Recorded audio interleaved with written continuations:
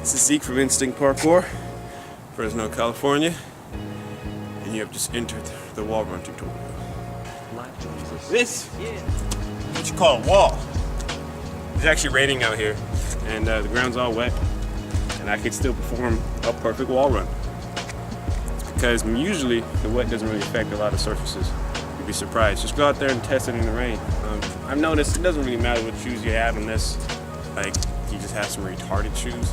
If you have basic running shoes or just skateboarding shoes, any type of shoes, it's more the how you do the wall run than your shoes. Your shoes, not really gonna play that much of a factor. Unless you have like specialized parkour shoes, you're probably gonna get more grip than other shoes, but you'll be able to wall run in a lot of different types of shoes. I've done this testing myself, and I've been able to wall run in all the shoes I own, not even my running shoes.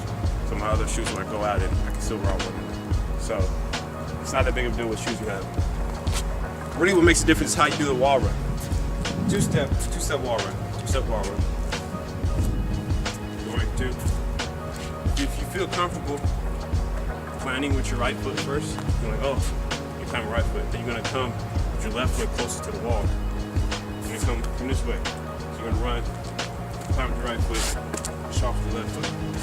If you wanna plant with your left foot first, you're gonna come with your right foot closer to the wall. So you're gonna come, plant with your left foot, push off with your right foot. And then we're gonna do 3 steps or switches, 4 step switches. Very complicated stuff. You're gonna plant with the foot that is furthest from the wall. Because people say, oh Zeke, why do you have to plant with the foot furthest away from the wall? I'll tell you why. Notice when you do attack, if you don't know what attack is a 1-step wall run. Just something like this. When you do attack, you don't do attack with your right foot like this. You don't do that. You don't. You know why? Because you don't want to push off the foot furthest away from the wall. You want to push off the foot closest to the wall. You're going to go right foot first, boom, then push off the foot closest to the wall. If you're coming from your right side, you're going to do your left foot first, boom, push off the right side, foot close to the wall. When you first do a wall run, your feet are probably going to slip. You're going to hear that sound when you do a wall run. You don't want to hear that. When you do a wall run, you don't want to hear the slide. You just want to hear one impact of the wall. And that's it. You don't hear any sliding. So you didn't hear any sliding on that.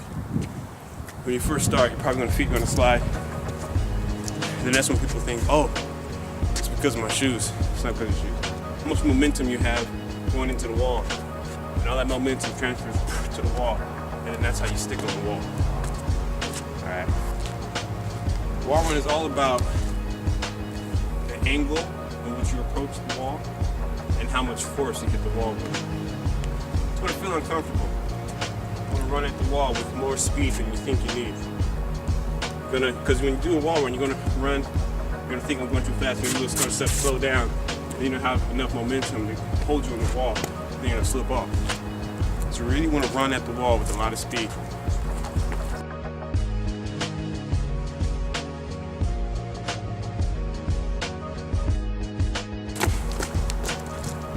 I'm done talking about wall runs. But this is Zeke from Instinct Parkour, Fresno, California. I just learned how to wall run. I hope. See, when you run from the cops, can't put that in there. We'll put that in there.